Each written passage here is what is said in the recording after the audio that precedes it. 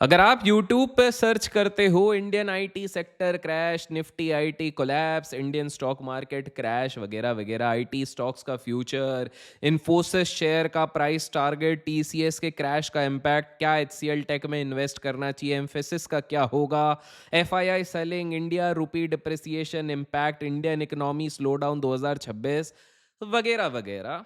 तो एक चीज क्लियर है, लोग जेन्युइनली डर रहे हैं और आपको डरा रहे हैं कि अगर इंडियन आईटी सेक्टर गिर गया तो क्या पूरा स्टॉक मार्केट और आपके पोर्टफोलियो की बैंड बज जाएगी। तो मैंने सोचा आज इस टॉपिक पे ही क्यों ना हम थोड़ा सा चर्चा करें, डेटा के साथ, स्टार्ट्स के साथ। और जैसे कि आपको कंडीशन पता है, अगर आप चाहते हैं रेगुलरली टाइमली आपको अपडेट मिले तो आपके लिए फीस केवल एक छोटी सी लाइक होती है। तो भाई साहब, आप जो चाय और कॉफ़ी पी रहे हैं वो पीते पीते इस वीडियो का आनंद उठाइए, बिकॉज एक एक करके पूरा डिकोड करने की कोशिश करेंगे, हम स्ट्रक्चर के हिसाब से समझने की कोशिश करेंगे। सबसे पहले एक सिंपल सा फैक्ट, इंडियन स्टॉक मार्केट में इंफॉर्मेशन टेक्नोलॉजी सेक्टर कोई भी छोटा प्लेयर नहीं है।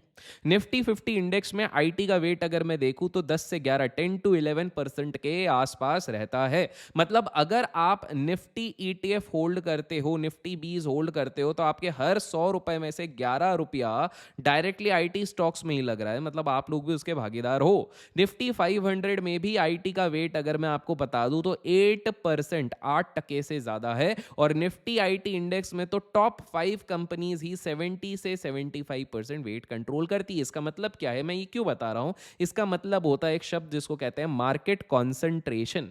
आईटी जायंट्स जो मार्केट को हिला सकते हैं, यहां पर उन्हीं की बात हो रही है। मैं बात कर रहा हूं टीसीएस की, मैं बात कर रहा हूं इन्फोसिस की, मैं बात कर रहा हूं विप्रो की, मैं बात कर रहा हूं एचसीएल टेक की और टेक महिंद्रा की। सिर्फ टीसीएस एंड इन्फोसिस का ही कंबाइंड मार्केट कैप ही लाखों करोड़ों रुपए में होता है। कितना होता है कमेंट्स में आप बताइए आज की डेट में। अगर हाइपोथेटिकली इनमें से 60 टू 80% क्रैश आ जाए, जैसे कि काफी सारे लोग बोल रहे हैं कि आईटी खत्म, एआई आ गया, ग्लोबल रिसेशन, एआई का ऑटोमेशन सब खा जाएगा, यूएस क्लाइंट्स के बजट फ्रीज हो गए, कोई नया प्रोजेक्ट नहीं आ रहा, मैसिव कॉन्ट्रैक्ट्स में कैंसिलेशन आ रहा है, आए दिन नई खबरें आ रही हैं भाई। तो आप समझो सिर्फ इंडेक्स मैथ के बेसिस पे निफ्टी 50 ऑलमोस्ट 10% सीधे सीधे गिर जाएगा। और ये सिर्फ पहला राउंड ऑफ इफेक्ट होगा। रियल मार्केट में क्या होता है, कोरिलेशन का स्पाइक होता है। जब एक लार्ज कैप सेक्टर गिरता है तो एफआईआईज रिस्क रिड्यूस करते हैं, जब एफआईआईज रिस्क रिड्यूस करते हैं तो ईटीएफ के फ्लो रीबैलेंस होते हैं, जब ईटीएफ के फ्लो रीबैलेंस होते हैं तो पैसिव फंड्स में सेलिंग करते हैं, जब पैसिव फंड्स में सेलिंग होती है तो पैनिक रिटेल में आता है, जब पैनिक रिटेल में आता है तो रिटेल भी सेल करता है, फिर banks, NBFC, real estate, auto, FMCG, सब पे प्रेशर आ जाता है। ये एक डोमिनो इफेक्ट कहते हैं। अब सवाल ये होता है कि इंडियन आईटी क्या इतना पावरफुल है और क्यों है? सिंपल सा आंसर है, GDP plus exports plus jobs plus dollar inflow. देखिए आप समझिए, आईटी बीपीएम सेक्टर इंडिया के जीडीपी का रफली 7 टू 8% कंट्रीब्यूट करता है। सर्विस एक्सपोर्ट्स का 40% के आसपास जो हम एक्सपोर्ट्स कर रहे हैं दुनिया भर में, 40% का शेयर आईटी और बीपीएम से आता है। एनुअल एक्सपोर्ट का रेवेन्यू 16 से 18 ट्रिलियन के रेंज में होता है। डायरेक्ट एम्प्लॉयमेंट ये सेक्टर ऑलमोस्ट 5 मिलियन से ज्यादा लोगों को दे रही है। इनडायरेक्ट एम्प्लॉयमेंट की अगर मैं बात करूं और मैसिव है।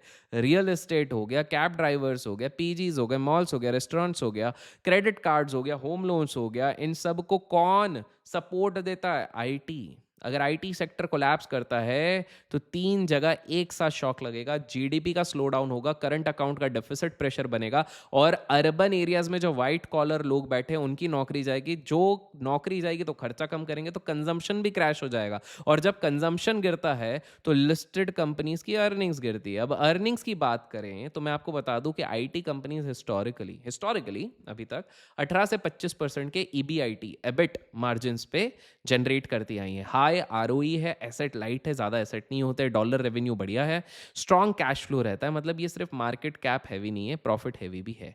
अगर इनका अर्निंग्स 50 से 70% कोलैप्स हो जाता है एआई के चक्कर में, जैसे कि लोग कह रहे हैं, तो निफ्टी का एग्रीगेट ईपीएस भी मिड टीन्स पे आ जाएगा। और जब ईपीएस गिरता है तो पीई मल्टीपल भी कंप्रेस होता है, डबल हिट होता है, और निफ्टी भी पूरी तरीके से एक तरीके से खत्म हो जाएगा। अब इसमें ऊपर से ऐड कर लो FII positioning, foreign portfolio investors traditionally जो आईटी स्टॉक्स के लिए हमेशा ओवरवेट रखते हैं क्योंकि ये ग्लोबल रेवेन्यू अर्न करके देते हैं, तो डॉलर के अगेंस्ट हेज भी प्रोवाइड करते हैं और गवर्नेंस भी रिलेटिवली स्ट्रांग होती है। आप आईटी कंपनीज में इतने ज़्यादा स्कैंडल नहीं देखोगे जितने बाकी सेक्टर्स में देखोगे। तो अगर यूएस का रिसेशन या ग्लोबल टेक स्लो डाउन की वजह से आईटी ऑर्डर्स कोलैप्स होते हैं तो एफआईआईज पहले आईटीज बेचेंगे, फिर लिक्विडिटी के लिए बैंक्स और लार्ज कैप्स बेचेंगे। इसलिए पहले तो समझो कि भाई ये बोलना बड़ा आसान है कि आईटी क्रैश हो जाएगा, आईटी क्रैश हो जाएगा।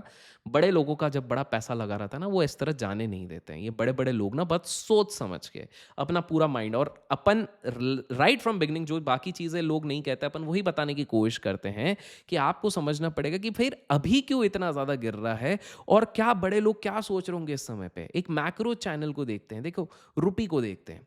आईटी एक्सपोर्ट्स डॉलर इनफ्लो का मेजर सोर्स होता है, ठीक है। अगर आईटी एक्सपोर्ट रेवेन्यू शार्पली गिर जाए तो सर्विसेज ट्रेड सरप्लस श्रिंक कर जाएंगी, करंट अकाउंट डेफिसिट वाइडन कर जाएगा, रुपी पे और ज्यादा प्रेशर आ जाएगा। सिंपल सा समझो, अगर आईटी गिर रहा है तो रुपी पे भी प्रेशर आएगा और रुपी डेप्रिसिएशन से इंपोर्टेड इन्फ्लेशन बढ़ेगी, मतलब crude oil, electronics, raw materials सब महंगा हो जाएगा। तो सिंपल सी बात है, आरबीआई ये तो होने नहीं देगा, पॉलिसी मेकर्स ये तो होने नहीं देंगे। तो आरबीआई को पॉलिसी यहां पे टाइट रखनी होगी।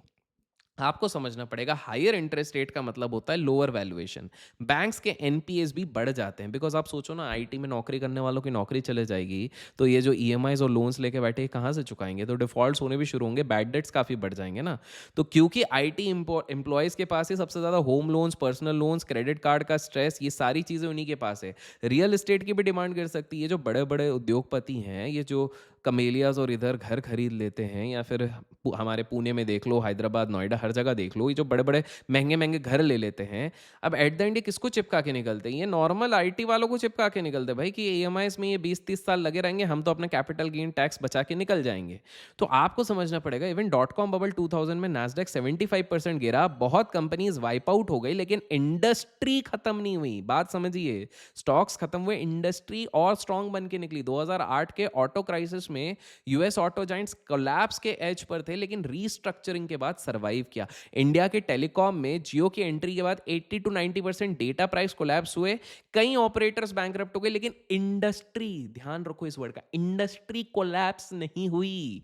इसका मतलब जो लोग बोल रहे हैं आईटी खत्म, आईटी खत्म, सेक्टर कोलैप्स का मतलब परमानेंट एक्सटेंशन नहीं होता है, रिजीम चेंज होगा, रीस्ट्रक्चरिंग होगी। अगर Indian IT collapse, IT scenario आता है तो लाइकली क्या होगा आप समझो। अगर दिख रहा है कि भाई इंडियन आईटी कंपनीज कुछ नहीं कर पा रही हैं, तो आने वाले 2 से 3 साल में कंसोलिडेशन होगा, मार्जिन रीसेट होगा, AI driven cost cutting advantages लिया जाएगा, मास ले ऑफ जरूर होगा, ऑटोमेशन होगा, एक्सेलरेशन होगा, क्लाइंट में डाइवर्सिफिकेशन होगा, डोमेस्टिक टेक फोकस पे ज्यादा होगा, जो बाहर के प्रोजेक्ट से ज्यादा domestic mid cap IT companies हो सकता है वहां पर बहुत ज्यादा प्रेशर आ जाए, लेकिन जो स्ट्रॉन्ग कैश रिच जाइंट्स है वो सर्वाइव कर जाएंगे और वहीं से न्यू लीडर्स इमर्ज होंगे।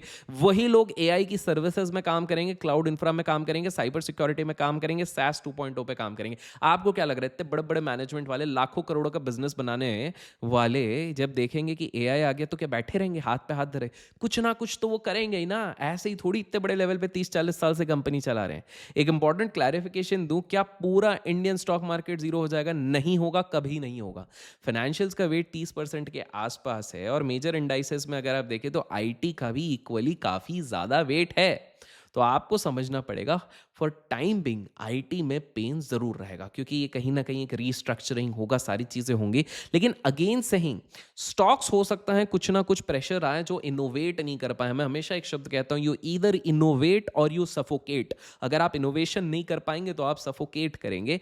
लेकिन अगर आप लोगों ने ये चीज ध्यान से एनालिसिस करी, कैश रिच कंपनीज कौन सी है, अच्छी कंपनीज कौन सी हैं, जहां पर आप ये नॉइस से दूर रह के सही नरेटिव को लेके आप करेंगे कि भाई जो नैरेटिव चल रहा है ना, Indian IT growth story is over, तो आपको समझना पड़ेगा जब वैल्यूएशन इन सारी स्टोरीज के चक्कर में नीचे आ रही है तो ये तो बहुत मौका मिलता है आपको एक्वायर करने का।